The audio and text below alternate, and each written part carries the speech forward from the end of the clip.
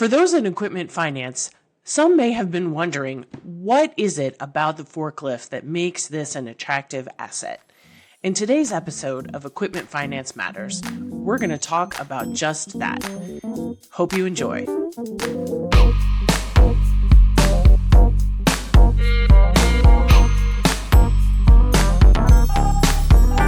Hello, welcome to Equipment Finance Matters. I'm Kelly Neighbor. If you're a frequent listener, you know about our Equipment Vertical series, where we take a close look at various equipment types that power industries across the country. If you're new, I encourage you to check out our previous episodes on those vertical industries and the different types of equipment that we've talked about before. For a little context on today's episode, ELFA produces a monthly momentum monitor, which tracks the investment cycle of 7 key verticals. Currently, the construction vertical is strong, and it makes sense to spotlight forklifts, which are a mainstream piece of equipment used in a variety of industries. I'm joined today by my co-host, Will Teft, who is an asset manager at Everbank Commercial Asset Finance. Plus, he's a trustee on the foundation's board. Will and I have led these deep dive conversations on a variety of equipment over the last few years. Will, it's great to be together again. Will you share a little bit about your experience and your role at Everbank and introduce our guest today?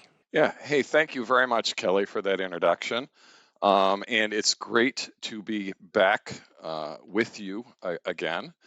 We've been on a little bit of a hiatus since our last equipment vertical series, and I'm really looking forward to today's. As you mentioned, I work at Everbank, where I'm the SVP of Asset Management for the Corporate Asset Finance Group. I am also a part of the Foundation's board, and I'm a part of the Equipment Leasing and Finance Association's Research Council, where I, with you, lead this podcast series on vertical equipment.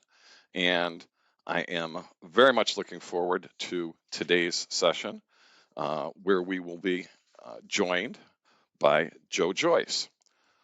Joe is coming to us from Cleveland, Ohio, where he works at Russell Equipment. Russell is a vertically focused remarketing company specializing in forklifts. Joe is a graduate of John Carroll's and has worked in the material handling industry since 2013. He has a deep knowledge of this equipment, and I'm looking forward to seeing what we can learn from him today. He lives in Hudson, Ohio, enjoys playing golf, coaching lacrosse, and spending time with his family. So with that, Kelly, back to you. Great. Thanks, Will, and welcome, Joe. Appreciate having you with us today.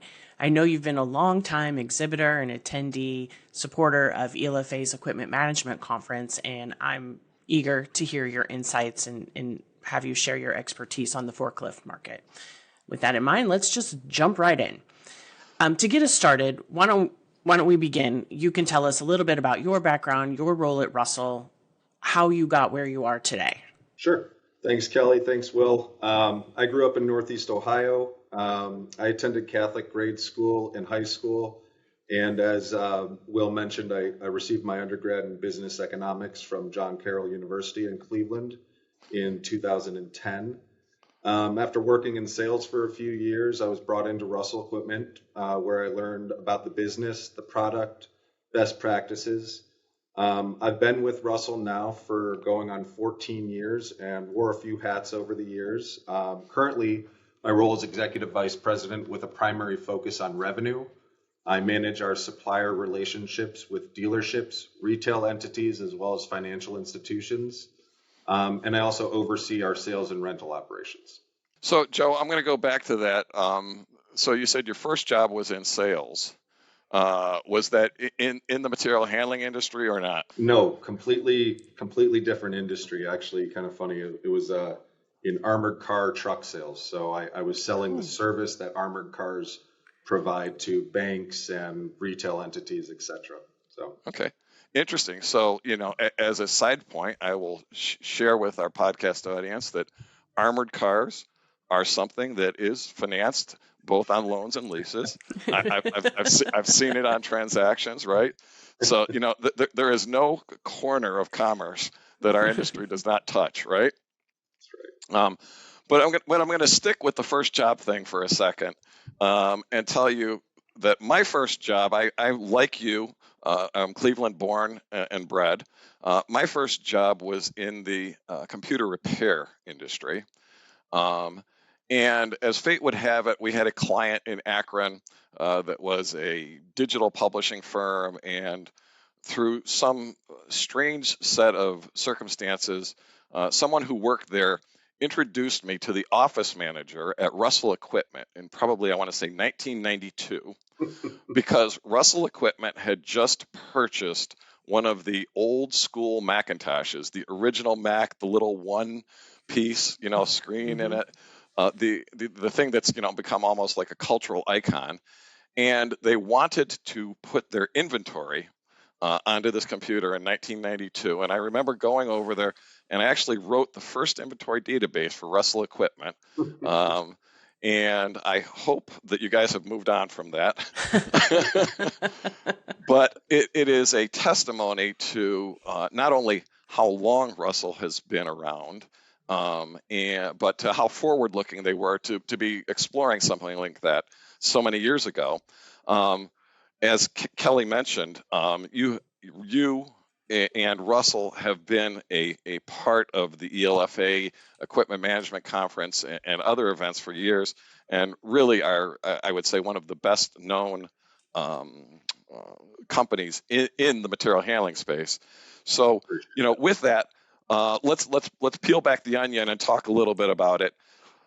Forklifts. As Kelly mentioned, the Momentum Monitor, which the ELFA publishes, tracks equipment by categories, right?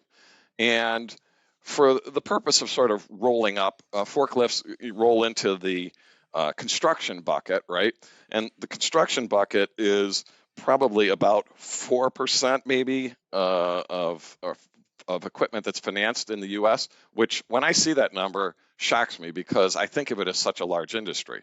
I know that forklifts are 100% of your business. So let's kind of dive into this and say, what's covered under the umbrella of forklifts? What can you tell us about that? Sure, yeah. Well, forklifts kind of roll up into material handling, which then rolls into construction. Typically, we use the general reference for forklifts as material handling equipment, which includes traditional forklifts, large and small, reach trucks, order pickers, three-wheelers, turret trucks, scissor lifts, personnel carriers, golf carts, really anything that moves something from point A to point B that is not yellow iron. So a lot of other things, including, pallet jacks, smaller electric items, even some manual assets as well, manual pallet jacks, but most of it is either gas or electric powered. So can we put some sort of a number or a value on how large that market is or how it's measured? Sure. Yeah. I mean, there's no completely accurate way to measure the North American forklift market. But we have found using ITA, their reports, they measure all the new sales reporting and sales and leased assets in North American market. The problem is not all mainstream forklift manufacturers do report into ITA. So we use the data that I'm sure you see as well. Estimates are about in the $10 billion range for new sales in the United States for 2024. And we estimate that to, 4 to 6% increase year over year. Okay. And so when you put that $10 billion number out there, and that is a huge number, the fact that it's underreported probably means that it's even larger, right? Most likely it's going to be a little bit larger than that.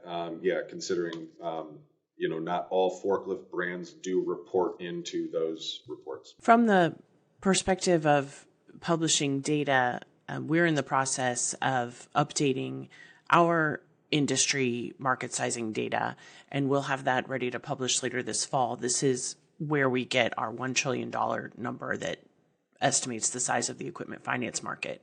And there are a bunch of breakouts that come through that. So I encourage everyone to stay tuned for the breakouts of that data as that data comes out too. It's not going to be as specific to the forklift versus each other type of equipment, but it does break out into equipment type and vertical industries. And it's always a good resource for people who are thinking about those things. Kind of picking up what you were talking about specifically about forklifts, Joe, what is it about forklifts that make them unique compared to other equipment that is commonly financed in our ELFA membership community? Yeah, forklifts are really unique in the sense that many of them are customized for their customer. I like to use the car analogy. It's kind of similar but different. When you go to buy a car, there's a few options that you consider when you choose, after you choose the model of car that you want. Do you want power windows, the certain type of trim? Maybe they have an engine option, something like that. When you purchase a new forklift, after you choose your model, the option process is much more extensive. There's, many options significantly impact the secondary market value when it ends up coming off lease. For example, some options include the mast, the lift height of that mast. So typically with forklifts, you'll have a 2-stage mast, a 3-stage mast, or a 4-stage mast option. Within each of those options, you could have 300 different types of 2-stage, 3-stage, or 4-stage, and all of those different options affect the value. The number of hydraulics, the battery type, the battery voltage, the fuel type, the tire type, all of those options really make forklifts different than other assets that the ELFA typically sees. And outside of that, forklifts do not really become obsolete like some assets that ELFA leases, like IT or some medical equipment. Forklifts end up having 3rd or even 4th lives after we sell them into the secondary market. So they are quite a different animal, even a little bit different than construction if you really dive deeper into the options. I like the comparison with the car, and I like to think about having a souped up forklift that really is going to be the showcase on a Friday night on driving your forklift. Super exciting stuff. Yeah. So you mentioned the remarket value, which we'll get to in a minute, but let's talk about the market for new forklifts today, especially through the lens of the current environment with tariffs and what that looks like. Can you share a little bit about where you see that going? Yeah, certainly. Tariffs and other geopolitical issues, everything certainly impacts the forklift market, especially the new market. We have started to see some stability around tariffs, and the new forklift market has started to stabilize since that. New orders have seen an increase in the second quarter. Most of the COVID-related issues are behind us as far as supply, and new truck pricing has also stabilized, albeit at higher levels. So we've seen a large flood of equipment into the used market as deliveries and lead times have begun to stabilize as well over the past year. The impacts that tariffs have had on the forklift universe is not very severe. Forklifts and material handling equipment remain a vital commodity for most operations. They need to have it in order to get their product out the door. Therefore, buyers are being forced to succumb to the higher pricing and the tariffs and just adjust their budgetary demands. The secondary market is starting to see a slight boost to customers who may be seeking cheaper alternatives because used equipment is not subject to tariffs. But overall, tariffs have not had a major impact on new sales. So I want to unpack that a little bit further if we can, Joe. Sure. When we talk about tariffs, I think about units or equipment that's manufactured outside of the U.S. and that's brought in, right, that becomes less competitive from a pricing perspective against domestic equipment. At a high level, is this industry, are most of the forklifts that we're seeing, are they built here or are they built somewhere else? Yes, they are built here, and yes, they are also built somewhere else. For example, Hyster-Yale Group their operations are all here in the United States. However, after 10,000 pound capacity, all of their larger trucks are built overseas, so they are subject to getting tariffed. A lot of Toyota trucks are built in Houston.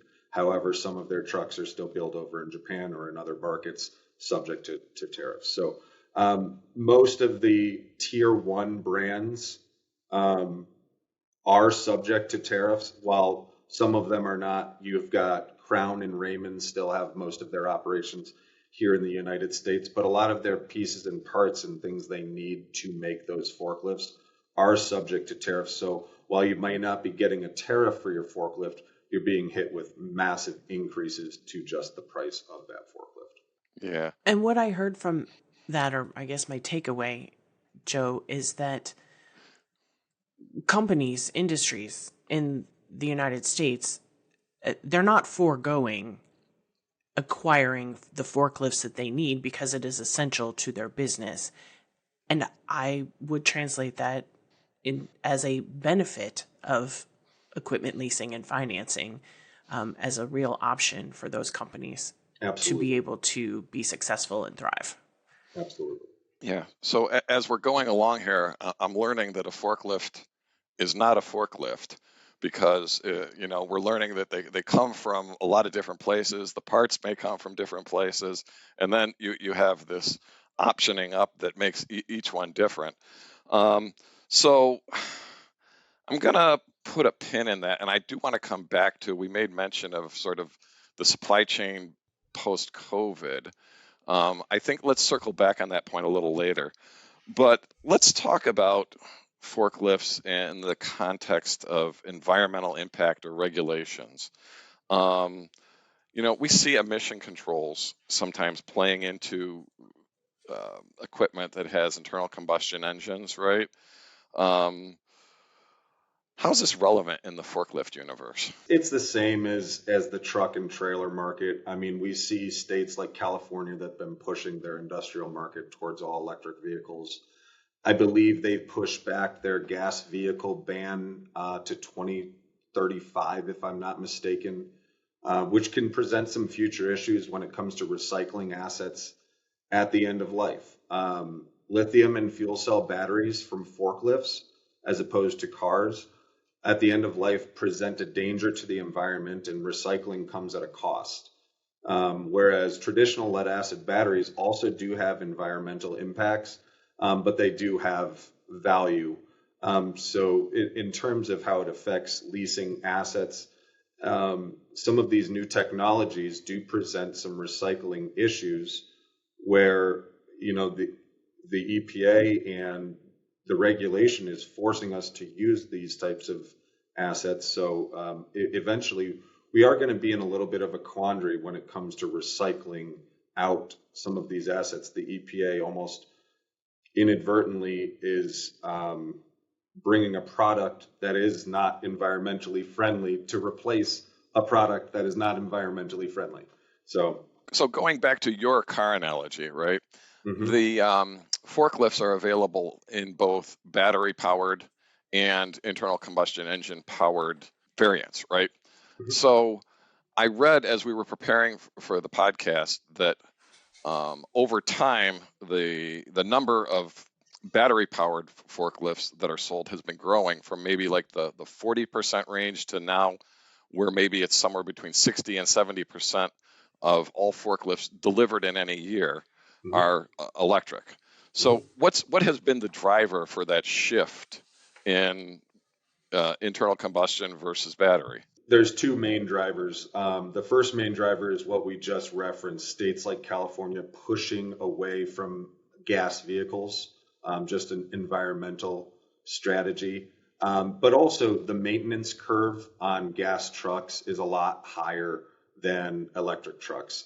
You have to constantly PM engines, you have engine leaks, you have engine breakdown failures, whereas electrics, if they're properly maintained, can last 5 to 7 years. And after that, you're just replacing a battery. So your maintenance overall cost of ownership is a lot cheaper for an electric versus internal combustion. That's the main selling point And I believe you are accurate. I think in 2024 it was probably closer to 70% in the new market was electric.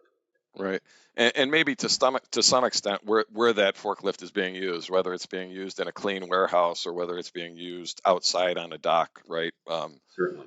May drive the power selection, right? Certainly, yeah. They're coming out with all new types of forklifts that are electric that can be used outside. But certainly, we're in the beginning stages, 5-10 years now, and that product certainly has a long way to go to evolve to catch up with your standard gas outdoor truck. Okay.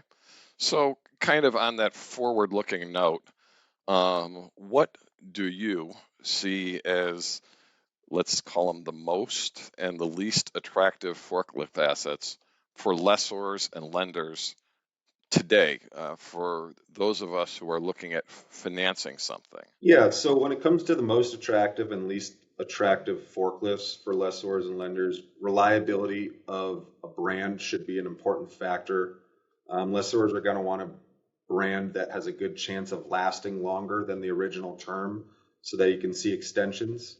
Tier one brands can change amongst different asset classes, very important to note. For example, Tier one brands for gas and electric forklifts include Toyota and Cat, whereas Tier one narrow aisle forklift brands would include Raymond and Crown. Again, Tier one larger capacity brands are Taylor and Heister.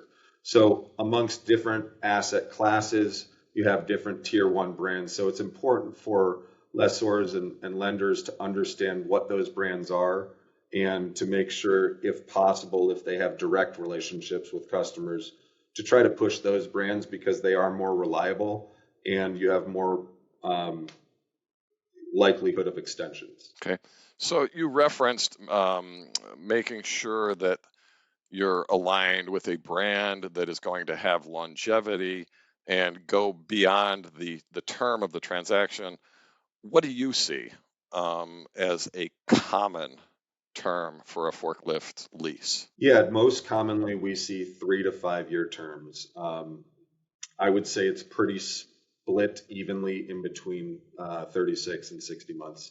Okay, and so being experts and being in the secondary market every day, you're selling those forklifts to their next home. What kind of life do those assets get in their second home or third home beyond that 3 to 5 year initial period? Yeah, so a lot of it depends on where the asset is when it comes off lease. If the asset is out of a low usage application, and it comes back with 3,000-4,000 hours, it may still have. We typically, talk about useful life in hours with forklifts. So typically about 10,000 hours is the useful life for a forklift. So if it comes off lease and it has 12,000 hours, the next buyer may have to replace the engine in order to give it another 10,000 hours. Okay, and does that 10,000 hours, is that sort of indifferent to whether or not it's internal combustion or an electric truck? Not necessarily, but an electric truck can certainly last a lot longer, but the battery, similar to the engine on an internal combustion truck, about 10,000 hours is about, the useful life. Okay, and we're going to talk about those batteries. So That could be a whole other episode all on its own. oh yeah, it could be. So we've said Russell equipment is synonymous with used forklifts in the leasing world. Tell us, what's your thoughts on the market today? What are you guys seeing, Sure. and what do you see coming? Yeah, the used forklift market has experienced a steady increase in supply for the past 18 consecutive months. The core electric forklift market has a rising demand, and it's showing early signs of value stabilizations, but pricing remains extremely low in the electric market. They no longer appear to be falling, which is a good sign, the values. In contrast, the core gas and diesel market has declined each month during the same period, but while prices have fallen, they remain stronger than the core electric market. And that's because gas trucks in the secondary market tend to sell for a little bit more and have a little bit more demand, just because your independent moms and pops users of forklifts in the secondary market still are using the traditional gas model rather than having an extra charger plugged into their operation and worrying about a battery. Okay, so I want to do a little bit of basic math and go off of something that you said earlier. If I'm hearing you correctly, you're saying that the market is somewhat depressed on price today. Is that right? Yes, Okay. demand is beginning to stabilize, but prices are still under extreme pressure. Okay. So if I take the average term that you referenced of 36 to 60 months and go backwards from mid to 2026, I find myself in the midst of COVID. Mhm. So is there some correlation between that and the softness that we're seeing in the market today? Yeah, the correlation is actually opposite what we initially predicted it would be. We predicted at this point there would be less coming off lease because not a lot was delivered in 2021 and 2022. So we expected prices to kind of return to normal by this time. But what we've seen is a lot of the COVID hangover assets that were extended over that time have started to return. So we see a lot of pre-2020 assets still being returned into the market, which is holding elevated levels of pricing pressure. Thinking about the remarket value and what Joe just said about equipment coming off lease that was perhaps pre-COVID and the new forklifts that are coming into the market, how is advancing technology and perhaps driverless forklifts and remote controlled forklifts, what does that, or how does that impact all of this conversation? Well, that's an interesting question. It is interesting to note that all AGVs, robots, and driverless forklifts are not included in ITA numbers. Okay. So we have seen an increase of your standard heart of the line forklifts in new orders over the last 2-3 years. So to answer your question, it's not really impacting the forklift market. However, it is impacting the leasing market and understanding how to lease those types of assets, and is there a residual associated with them? Can those robots be sold in the secondary market? And the answer is right now, I don't think so. But a lot of it's going to be based on these manufacturers of these robotics and AGV companies building back doors for companies like Russell or servicing companies to give those types of assets a second life. They're so custom to the application that they go into. Mm-hmm. When they come out, the manufacturer will not reprogram them or allow any sort of backdoor for an independent to go in and reprogram them. So right now they don't have value, and they're just seen as a kind of a separate segment to our forklift market. Okay. Thanks. Kelly, I love that question. There are some things that you see and never forget. And I will tell you that the first time that I saw a driverless forklift was just incredible, because you see it coming through the factory floor. You expect someone to be on it. Nobody's on it. And it's just doing its job, right? Mm-hmm. And for me, it was more impactful than like even a Waymo or something. You kind of understand that, but you really expect someone to be on that forklift, guiding it safely to its, destination, and there's no one there. Yeah, especially when it is holding a big crate of something that it is moving up and down. Right out of a movie.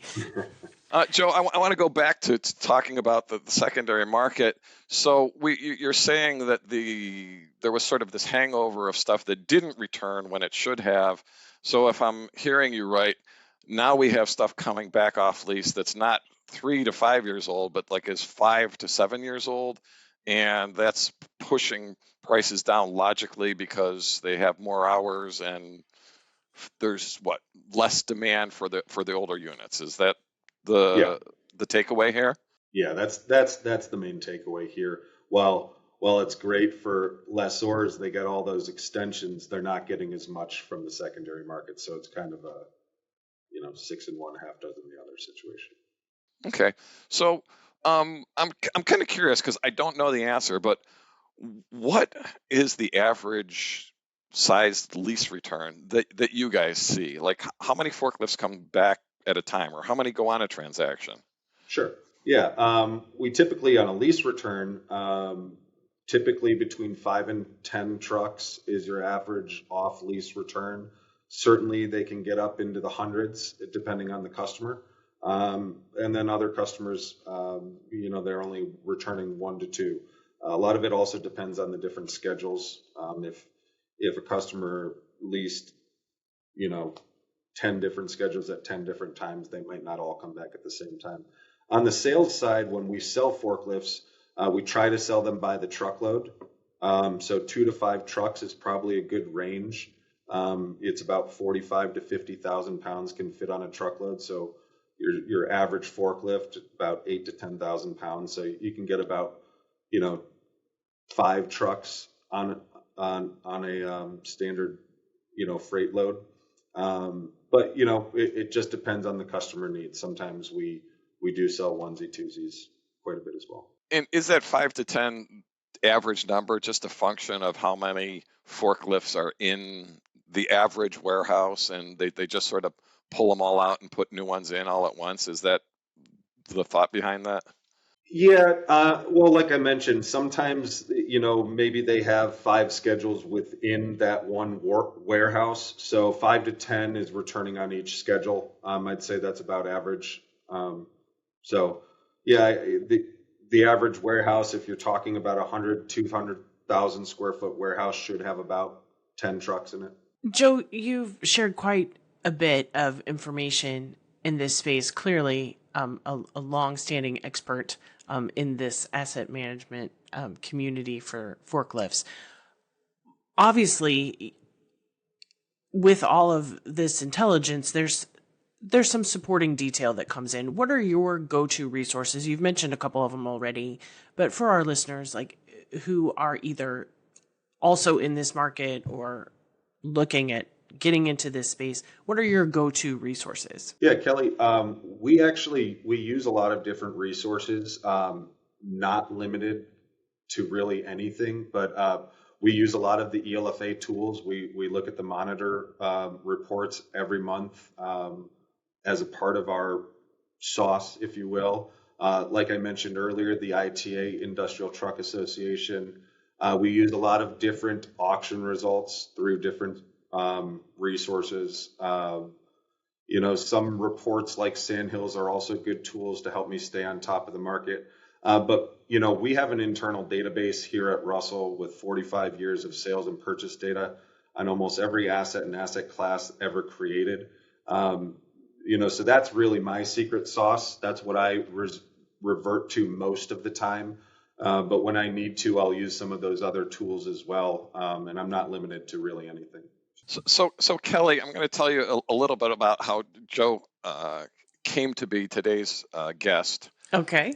And while I have known Joe for many years, not only by having done business, but by seeing him many times at industry events, Joe and one of his colleagues were presenting in Cleveland at the Asset Value Symposium several years ago.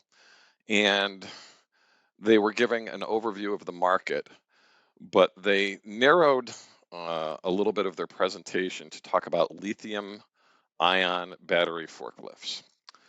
And I am going to tell you that those 3 words are synonymous with fireworks that we will not see this 4th of July, okay? the conversation took a life of its own, and I will say almost never ended. So I'm going to kind of throw this out to Joe to say, tell us a little bit about why lithium-ion battery forklifts generate so much, um, I don't want to say conflict, but maybe so many differences of opinion, and why that's relevant to our audience, because it is of interest and on the lips of everyone that I know. So let me see if I can answer this correctly for you, in the right path. First of all, lithium forklift trucks are a great asset to the customer. So they are here to stay and are not going anywhere. They last longer, they are easier to charge, and the reliability is expected to have a useful life of 5 to 10 years or 20,000 hours rather than your traditional 10,000 hour forklift. Can we go back to our car analogy and say that it's like an EV in that context? It's less maintenance, right? Yes. Yes. It's relatively easy to charge, right? Yes, for all of the same reasons that electric cars are not going anywhere. The same thing holds true for lithium forklifts. They are a great product for the customer. Where I think the conflict comes in is, how do we lease these assets, and are they a great asset for a fair market value leasing company? And we're still, learning the answer to that question. Like you said, Will, some folks will tell you these are a great asset and you should be residualizing them the same as you are traditional lead acid forklifts. Other people will say you really can't put any value on these forklifts because they're not going to hold any value in the secondary market. So all you're doing is shooting yourself in the foot on the front end. I'm kind of somewhere in between. Where I kind of take the conversation is to salvage. So at the end of life for a forklift chassis, worst case scenario, the chassis gets scrapped. Same thing with the battery. The battery gets scrapped. So with traditional lead acid batteries, your percentage of OEC scrap value is typically between 3 and 5%, whereas a lithium battery for a forklift specifically does not have value associated with it, because when you break down the lithium battery, there are no precious metals to be extracted from a forklift lithium battery. That is different from, let's just say, a Tesla battery. In car lithium batteries, there's cobalt and some other precious metals that can be extracted and value added to that battery. So you can sell that battery when you're done with it. A forklift battery right now, lithium forklift battery, has to be prepared for hazardous shipment, which has a cost associated with it. And the recyclers currently are not paying. They are only charging to prepare your asset to be shipped out. So whether it's a $50 palletization fee with treated lumber, or if you already have the treated lumber, maybe they'll come and strap your batteries down. Maybe you have it all done yourself. You've spent the money yourself, and they'll just take them and pick them up. So right now, the question remains, what are these things going to be worth at the end of life? And the chassis itself will have some value if that asset is returned within 5 to 10 years, but the battery is not going to have value as it stands today in our market. All right. Well, let's put a little perspective on this for the listeners. If I was buying an identical forklift, one a lead acid battery and one a lithium-ion battery, am I going to pay the same amount for either one of those two trucks? No. So traditional, if we're talking, 5,000 pound capacity forklift, 4-wheel forklift, Lead acid battery is going to cost around $10,000. That lithium battery, if it's a drop-in lithium battery, is going to be about $30,000 to $40,000. All right, just to make sure that I have that correctly, you're telling me that the upfront cost is 10 or 30 plus for the same identical item. Correct. Okay, so very, very different upfront investment, right? Yes. Okay, and so you went straight to salvage on the battery. Is there let's call it a happy medium? Is there a secondary market that you have seen at Russell for these lithium-ion battery powered trucks where there's an acceptance that these things, are finding second homes? Yeah, there is an acceptance level in the secondary market for a lithium forklift, not necessarily for a standalone lithium battery, but for a forklift with a lithium battery already installed. But it's kind of counterintuitive to the leasing side of it, because the lithium trucks that we're seeing that do have marketability are trucks that are not 10 years old. They're 3 to 6 years old. So, in theory, the leasing company, leased that asset to be out for 5 years or longer. And yes, it has value, but in terms of the leasing company, where do they stand with recouping their investment? So if lithium assets are returned early or on time on a 3 or a 5 year lease, yes, we will see some value in the secondary market, but it's counterintuitive for what that product is supposed to be doing. It's not supposed to be returned in 3 to 5 years. It's supposed to last 10 years. I'm going to characterize today's conversation as more upbeat and optimistic than the one I heard 2 years ago. And that's very encouraging for our audience, right? Yes. I think that at that time there was some speculation that there was no secondary market for these trucks, and it's encouraging to hear that maybe that's starting to develop. Yeah, there is a secondary market for them. We're seeing a lot more independent companies, small companies, taking gambles and risks on buying a truck that has a lithium battery in it. They're not expensive when they're in the secondary market for all the reasons that we've already discussed. And for most of those electric trucks, if you cannot use that lithium battery, or maybe you don't want it, you can usually take that out of your truck and plug in a lead acid battery. With the caveat that there is some servicing required to accomplish that, correct? Yeah, usually it's just a simple dealer call, come out and flip it, from lead acid to lithium, or vice versa. Okay. Joe, as we sort of wrap up our conversation here, we have talked about a wide variety of topics within this forklift space. Is there one or two key takeaways that you want to impart to our audience about the work that you do, and that you would impress upon others as a takeaway? Yeah, I mean, as far as lessors and lenders are concerned, when doing these deals on the front end, specification information and setting expectations through proper lease provisions are key points that I really, really want to make sure that our audience is aware of. It's important to have established relationships like companies like Russell Equipment, whether it's us or some other company out there offering the same types of services to help with residual setting and setting expectations. Term length, usage, specifications, auxiliary items, including batteries, chargers, attachments, environment. Those are the most important pieces of information that can be provided to people like myself on the front end to help determine the correct residual.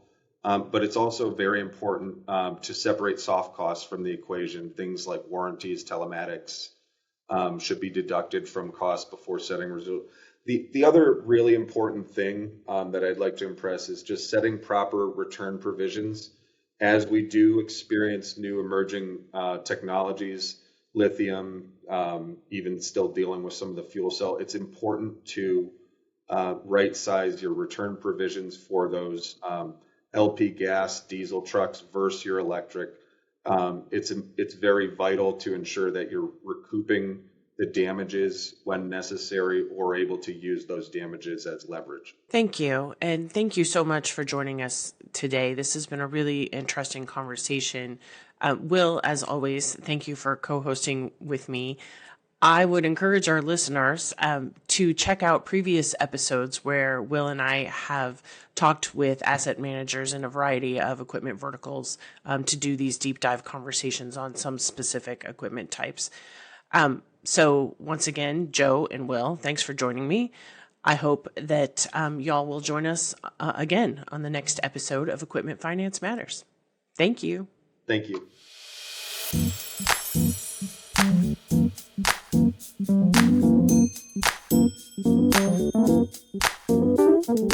Nope.